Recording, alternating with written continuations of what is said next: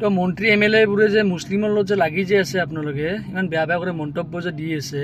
চ' আপোনালোকৰ ঘৰবোৰ আৰু আপোনালোকৰ বিল্ডিংবোৰ চৰকাৰী বিল্ডিংবোৰ কোনে বনাই আছে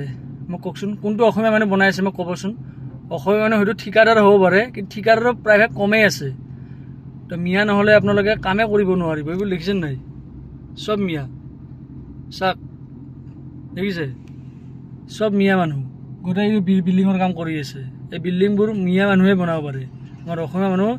হাজিৰা কৰিব নোৱাৰে আৰু এইবোৰ এই ৰ'দত এনেকৈ পৰি থাকিব নোৱাৰে এই ৰ'দত এইবোৰ আমাৰ অসমীয়া মানুহ কাম নকৰে এই গৰমত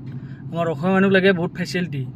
মিয়া মানুহ ফেচিলিটি নালাগে ডাইৰেক্ট কাম লাগে এন্তক কৰ্মই ধৰ্ম এন্তৰ গম পালে আমাৰ মানুহবোৰে কি একদিন কাম কৰিব 2 দিন বহিব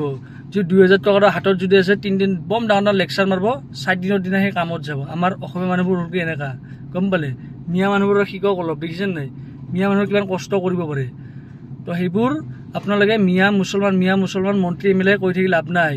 মিয়া নহ'লে আপোনালোকৰ বিল্ডিং চৰকাৰী বিল্ডিং চিল্ডিংবোৰ কোনে বনাব নিজৰে বিল্ডিং আপোনালোকৰ কোনে বনাব কওকচোন তো অসমীয়া মানুহটো নোৱাৰে লেবাৰ কাম কৰিব মছলা মাৰিব টাগাৰি ল'ব পাৰিব জানো নোৱাৰে নহয় এনে মুছলিম বুলি কৈ থাকি আপোনাৰ লাভ নাই